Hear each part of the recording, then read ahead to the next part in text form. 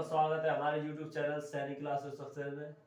जैसा कि आपको पता है कि दीपावली का त्यौहार चल रहा है। कल परसों हमने आपको लाइव टेलीकास्ट में बताया था कि थॉमस अल्वा एडिसन के बारे में, क्योंकि दीपावली का त्यौहार लाइट का त्यौहार होता है, तो हमने लाइट के बारे में बताया था। तो आज लाइट से संबंधित ही जैसे कि आपका चैप्टर चल रहा था प्रकाश का परावर्तन तथा अपवर्तन, उसका टॉपिक चल रहा परावर्तन, हमने आपको समझा दिया था पिछली क्लास में। आज हम आपके लेके आए गोलीय दर्पण।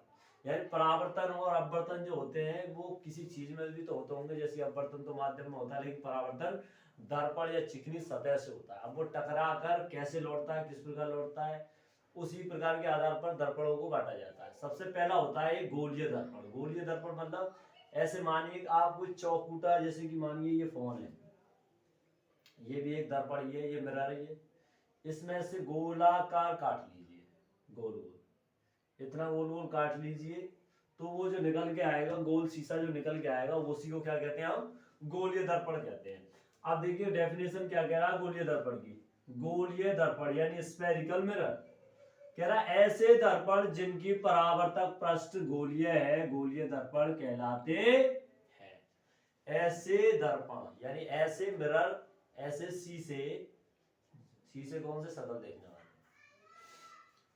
जिनकी परावर्तक सतह कैसी हो, गोलीय हो, यानी दिखने में लमसम ऐसे हो, उसको ही गोलीय दर्पण कहा जाता है। ठीक है, ये तो होगा गोलीय दर्पण। अब क्या होता है, गोलीय दर्पण को अगर बीच में से काट दिया जाए तो दो दर्पण बन जाते हैं, एक अवतल दर्पण, एक उत्तल दर्पण। जैसे ये गोलीय दर्पण था, इसको बीच में से काट दिया, एक तो बन गया यूं और एक बन गया यूं। अब ये वाला जो बन गया, इसके एक सिरे पे कलई कर दो, यानी कि कलई का मतलब होता है पेंट कर दो। तो पेंट कर दिया तो क्या ये चीज नहीं है, देखिए उड़ा कर, यानी गोलीय दर्पण को काटने पर दो दर्पण बनते हैं, एक अवतल दर्पण बनता है, एक उत्तल दर्पण बनता है, जिनमें से पहला होता है अवतल दर्पण।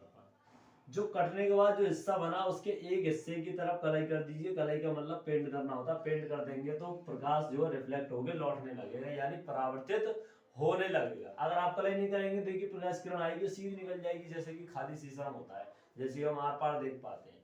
लेकिन जो घर में शीशा होता है वो तो समतल दर्पण होता है, खैर उत्तर अवतल नहीं होता, उसमें तो सीधा ही प्रतिबिंब बनता है, लाइट सीधी जाती है सीधी आती है। लेकिन इनमें क्योंकि ये कर्व आकार की होती है, यानी कि टेढ़ी आकार की वक्राकार होती है, इसलिए इनमें रिफ्लेक्शन अलग टाइप से होता है। तो सबसे पहले हम जानते कि पहले परावर्तक के आधार पर अवतल दर्पण होता क्या है। तो कह रहा देखिए गोलीय दर्पण का परावर्तक तल अंदर या बाहर की होता है। देखो या तो अंदर की तरफ हो सकता है या बाहर की तरफ हो सकता है, दो तरीके से हो सकता है। उनके आधार पर दर्पणों को बांटा जाता है दो प्रकार में। पहला प्रकार होता है अवतल दर्पण, दूसरा होता है उत्तल दर्पण। ठीक है, तो पहला हम देखेंगे कि अवतल दर्पण क्या होता है। परिभाषा समझिए, गोलीय दर्पण जिनका परावर्तक तल अंदर की ओर होता है अवतल दर्पण कहलाते हैं। यानी जिनका परावर्तक तल अंदर की ओर हो। देखिए इधर बाहर की तरफ तो पेंट हो रहा है, यहाँ तो किरण आई जाएगी नहीं, किरण इधर से आएगी, इधर से परावर्तित करेगी। परावर्तक तल का मतलब पहले समझिए, परावर्तक तल का मतलब है जो किरण को परावर्तित कर दे, जो आने वाली रेज को रिफ्लेक्ट कर दे, यानी कि आकर अपने मार्ग पर वापस लौटा दे, उसी को ही परावर्तक तल कहा जाता है। तो ये अवतल दर्पण होता है जो कि बाहर की तरफ कलई हुई होती है, और जिसमें अंदर की तरफ कलई हुई होती है झुके हुए भाग की तरफ, उसको उत्तल दर्पण कहते हैं। यानी उभरे हुए भाग पर अगर कलई कर दी जाए तो अवतल दर्पण बनता है, जबकि झुके हुए भाग पर, अंदर के भाग पर कलई कर दी जाए तो उत्तल दर्पण बनता है। उत्तल दर्पण जब चलेगा अगली क्लास में तो हम उत्तल दर्पण के बारे में समझाएंगे, अभी आप अवतल दर्पण के बारे में समझिए। देखिए अवतल दर्पण का ये M1 M2 लिख रखा है, यानी मिरर 1 पॉइंट, मिरर 2 पॉइंट, यानी ये दर्पण का पहला बिंदु है, ये दर्पण का दूसरा बिंदु है। जहां पर दर्पण बीच में दो भागों में इक्वल डिवाइडेड हो जाता है उसको ही मिडिल पॉइंट कहा जाता है, middle point of mirror. The middle point of mirror name is pole, pole means ध्रुव, ये होता है ध्रुव, यानी ये इसका ध्रुव है। पोल से लेके एक पॉइंट पर बिंदु होता है एफ, जिसको बोला जाता है फोकस, ये इसका सेंटर फोकस होता है। जैसे कि मतलब इसको अगर पूरा कर दिया जाए तो ये फोकस होगा, तो कहा जाता है कि, और दूसरा बिंदु होता है सी, मतलब वक्ता केंद्र, कर्व सेंटर, यानी ये इस गोले का सेंटर होता है जहां से ये दर्पण बनाया गया है। अगर इसको मिला दोगे इतना रेडियस लेके तो पूरा दर्पण फिर से गोली दर्पण बन जाएगा। अब इसी के आधार पर इनकी दूरियां ली जाती है। जैसे कि मैं आपको बता दूं कि दूरियां कैसे गिनी जाती है। कहा जाता है कि ध्रुव से लेके फोकस बिंदु तक की दूरी को फोकस दूरी कहा जाता है। ध्रुव से लेके वक्ता केंद्र तक की दूरी को वक्ता त्रिज्या कहा जाता है, क्योंकि ये इस गोलीय दर्पण की त्रिज्या है जिस गोले से इसको काटा गया है। यानी कि हम कह सकते हैं ये आर ये वाली है रेडियस जो वक्ता केंद्र पर बन गया, ये सी पूरी डिस्टेंस है, तो ये वक्ता त्रिज्या ही होगी। तो मैं समझा देता हूं, ये हो गया आपका फोकस, ये हो गया वक्रता केंद्र, और इससे आगे तो अनंत होता है। अनंत यहां से यहां तक की दूरी कहलाती है फोकस दूरी, फोकस दूरी, और यहां से यहां तक की दूरी होती है वक्रता त्रिज्या। सारी दूरियां क्या है ना फोकस के वो मिरर के ध्रुव से ली जाती है, ठीक है ना। तो ये हो गया। अब अनंत के बारे में जान लेते हैं कि अनंत होता क्या है। What is infinity? अनंत वह बिंदु होता है जहां पर कोई वस्तु वास्तव में मिलती तो नहीं है लेकिन मिलती हुई प्रतीत होती है। अनंत का मतलब होता है जिसका कोई कभी भी अंत ना हो। इसका एक रियल लाइफ में एग्जांपल देखा जाता है। आप अपने घर की छत पर जाकर देखिएगा या फिर खुले मैदान में जाकर देखिएगा, आपको दूर तक जहां पर पृथ्वी और आकाश मिलते हुए दिखाई देते हैं उसी को ही अनंत कहा जाता है। क्यों कहा जाता है कि क्योंकि जब आप देख रहे होंगे तो आपको दूर तक कोई चीज दिख रही होगी, लेकिन जब उसके पास आप जाओगे तो आपको फिर वह बिंदु और खिसक जाएगा और दूर दिखेगा, फिर और आप आगे जाइए फिर आपको ऐसा लगेगा और दूर जाकर पृथ्वी आकाश मिल रहे हैं, फिर जाते जाएंगे यानी कि अनंत आप चलते जाना लेकिन उसका कभी अंत नहीं होगा, और जिसका कोई अंत नहीं होता उसी को ही तो अनंत कहते हैं। यानी जहाँ पृथ्वी आकाश का मिलन होता है वही रियल लाइफ में यानी वास्तविक जीवन में एक एग्जाम्पल है, नहीं अनंत का कोई एग्जाम्पल नहीं है। आप जाते रहिए पृथ्वी आकाश मिलते रहेंगे, फिर आगे जाएंगे फिर मिलते रहेंगे वो पर, लेकिन आप उस बिंदु तक नहीं पहुंच पाएंगे जहां पर वो अंत हो रहा हो, और जिसका अंत नहीं होता उसी को ही अनंत कहते हैं। There is no end that is called infinity. तो आप फोकस दूरी समझ गए, वक्ता केंद्र समझ गए। फोकस के अनुसार फोकस दूरी होती है पोल से लेके फोकस तक की दूरी फोकस दूरी कहलाती है, फोकस डिस्टेंस कहलाती है। पोल से लेके कर्व सेंटर तक की दूरी फोकस वक्ता त्रिज्या कहलाती है, कर्व रेडियस कहलाती है। आप ये समझ गए। अब मैं आपको एक फिगर के जरिए बताता हूं कि कैसे प्रकाश की किरणें इसमें आती हैं और कैसे जाती हैं।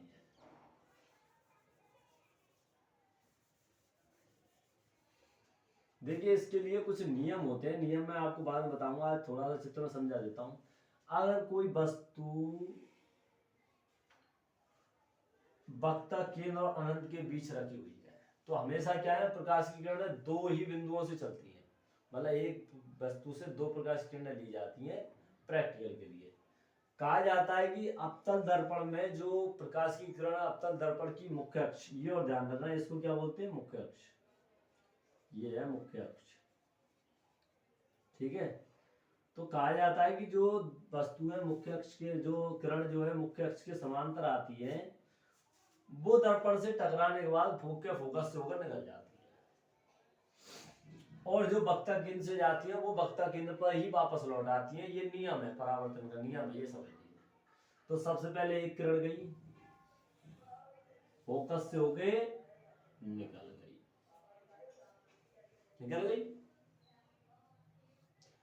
अब एक किरण गई जो वक्ता केंद्र से गई और वक्ता केंद्र से ही लौट के आ गई, ठीक है। तो हम देखते हैं कि ये दोनों किरणें एक दूसरे को कहां पर काट रही हैं, वहीं पर इसका प्रतिबिंब बनेगा। अब देखिए ये इस बिंदु पर काट रही हैं यानी कि बन गया यहां पर। यानी कि अगर हम कहें वस्तु ए बी है तो वस्तु का प्रतिबिंब ए डैश बी डैश होगा। डैश का मतलब प्रतिबिंब ही हो गया, समझ आया। तो ये था अवतल दर्पण के, लेकिन ये 6 कंडीशन होती है अवतल दर्पण की। हम आपको आज एक ही तरह समझा रहे हैं क्योंकि हम आपको दर्पण के बारे में समझा रहे थे, ठीक है ना, थोड़ा सा। तो अब दूसरा दर्पण होता है उत्तल दर्पण। उत्तल दर्पण के बारे में हम आपको समझाते हैं। आप देखिए, आपने कॉन्केव मिरर का जो एक एग्जांपल तो आपने देख लिया वीडियो में जो आपको दिखाया था। अब हम आपको दिखाते हैं कि यदि हम ऑब्जेक्ट को इन्फिनिटी उठा के कर्व सेंटर यानी वक्ता त्रिज्या तक, वक्ता केंद्र तक ले आते हैं, तो आपको जैसा फिगर में दिख रहा है कि वस्तु जो हुई है, ऑब्जेक्ट जो है पेंसिल कहाँ रखी हुई है, वक्ता केंद्र पर रखी हुई है। तो इनसे दो किरणें चलती हैं हमेशा, एक पैरेलल चलती है, एक नीचे जाती है। तो पहली किरण चली, देखिए पहली किरण चली ये वाली, पहली किरण चली, ये मुख्य अक्ष के समांतर जा रही है, जैसा कि आपको फिगर में दिख रहा होगा। मुख्य अक्ष के, और परावर्तन का नियम कहता है कि अवतल दर्पण में मुख्य अक्ष के समांतर जाने वाली किरणें दर्पण से परावर्तन के पश्चात फोकस से होकर गुजर जाती है। तो देखिए फोकस से होकर जो गुजर रही, नहीं गुजर रही, लाइन फोकस से होकर गुजर रही है। दूसरी लाइन देखिए, दूसरी किरण जो निकलती है, ये वाली किरण कह रहा हूं मैं, ये वाली किरण जो गई सीधी फोकस से होकर गई, और कहते हैं कि परावर्तन के नियम के अनुसार अवतल दर्पण से फोकस से होकर गुजरने वाली मुख्य अक्ष के समांतर हो जाती है। ये गई और देखिए फिर बाद में समांतर हो गई। तो आपको दो ही किरणें दो रखी हुई, वो तीसरी तो एक्स्ट्रा में देती है, वो कुछ नहीं है, उसको आपको ध्यान में नहीं रखना। तो ध्यान में आपको क्या रखना है, इन दो किरणों को, एक तो ये वाली और एक ये वाली, जो कि जा रही है फोकस से होकर और हो रही है मुख्य अक्ष के समांतर। तो आपको दिख रहा होगा एक बिंदु, जो ये वाली रेस जो यहाँ से आई, यहाँ से आई यूं गई, ये यहाँ से आई यूं आई, तो ये इस पॉइंट पर मिल गई। अब जिस पॉइंट पर मिल गई वहीं से हमने एक लाइन खींच दी और बता दिया हमने कि यहाँ पर इमेज बन गया, और वस्तु के बराबर बनाए, वस्तु के नीचे ही बनाए, यानी कि वक्ता केंद्र पर ही बनाए, वक्ता केंद्र के नीचे बनाए, उल्टा बनाए, वास्तविक बनाए। हम कह सकते हैं कि वक्ता केंद्र पर बना प्रतिबिंब वस्तु के उल्टा, वास्तविक वस्तु के बराबर तथा वक्ता त्रिज्या दूरी पर यानी वक्ता केंद्र के नीचे ही बनता है। This is the second example of creating image at the point centre of curve centre from pole. उत्तल दर्पण के लिए जो पहली लाइन थी उसमें था गोलीय दर्पण जिनका परावर्तन अंदर की ओर होता है, अवतल दर्पण कहलाते हैं। लेकिन इसमें क्या है, गोलीय दर्पण जिनका परावर्तन बाहर की होता है, उत्तल दर्पण कहलाते हैं। और इसका इमेज बनता है भैया ऐसे,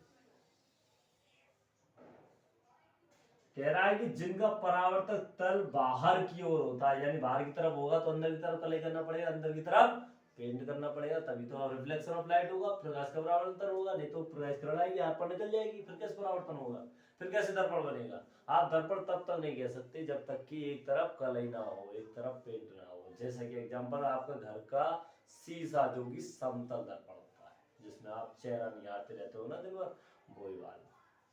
अब कह रहा बाहर की ओर होता है, तो इसका मतलब अंदर की तरफ क्या होगा, कलई हो जाएगी, यानी पेंट कर दिया गया। अब देखा जाता है तो इसका फोकस यहाँ होता है, वक्ता केंद्र इधर होता है, पोल तो जहां होता है वहीं होता है। मिरर ये हो गया M1 पॉइंट M2। इसमें भी मानिए वस्तु यहाँ रखी हुई, ठीक है।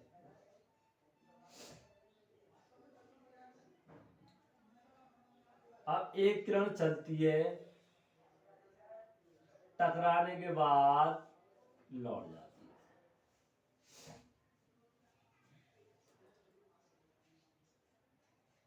रोक देना वीडियो में, थोड़ा सा देखना। अब देखिए उत्तल दर्पण में जैसा बताया कि पहली किरण आई और सीधी चली गई रिफ्लेक्ट होकर, एक आती है और वो भी वापस से जैसे जाती है वैसे ही वापस लौट के आ जाती है। तो इसमें माना जाता है ये पता नहीं जाने कहाँ ये जा रही है, यूं ये जा रही, यूं कहाँ मिलेंगी पीछे पता नहीं। तो हम क्या मान लेते हैं, हम देखते हैं पीछे बढ़ाकर कहीं ये पीछे मिलती हुई प्रतीत तो नहीं हो रही। तो जब हमने देखा तो ये यहाँ पर मिलती हुई प्रतीत हो रही थी दर्पण के पीछे। तो हमने देखा फिगर यहाँ बन गया, यानी वस्तु तो थी यहाँ, फिगर बन गया यहाँ, इमेज बन गया यहाँ। तो उत्तल दर्पण के लिए एक ही कंडीशन होती है जिसमें फिगर हमेशा उल्टी हुई तरफ बनता है, उल्टा बनता है, ये होता है उत्तर दर्पण के लिए। अवतल दर्पण 6 कंडीशन होती हैं, उन 6 कंडीशन को हम आपको कल की क्लास में बताएंगे। तो हमारी अगली क्लास को देखने के लिए हमारे चैनल को लाइक करते रहे, सब्सक्राइब करते रहे, वीडियो शेयर करते रहे, क्योंकि बोर्ड के एग्जाम आ रहे हैं। और जैसा कि मैंने आपको बताया कि आप हमारी रेगुलर कंटेंट क्लासेस देखते रहते हैं, तो आपको किसी भी कोचिंग की जरूरत नहीं पड़ेगी साइंस में, ठीक है ना, मैथ साइंस में दोनों में। तो आप हमारे कंटेंट को देखते रहिए। आशा करता हूँ आज का वीडियो आपको पसंद आया होगा। अगर हमारा वीडियो पसंद आया है तो आप चैनल को लाइक करें, शेयर करें और लोगों को सब्सक्राइब करें, जिससे कि वो ऑनलाइन फ्री कोचिंग कर सकें। तो तब तक के लिए मिलते हैं नेक्स्ट वीडियो में। तब तक के लिए जय हिंद, जय भारत, शुभ दीपावली।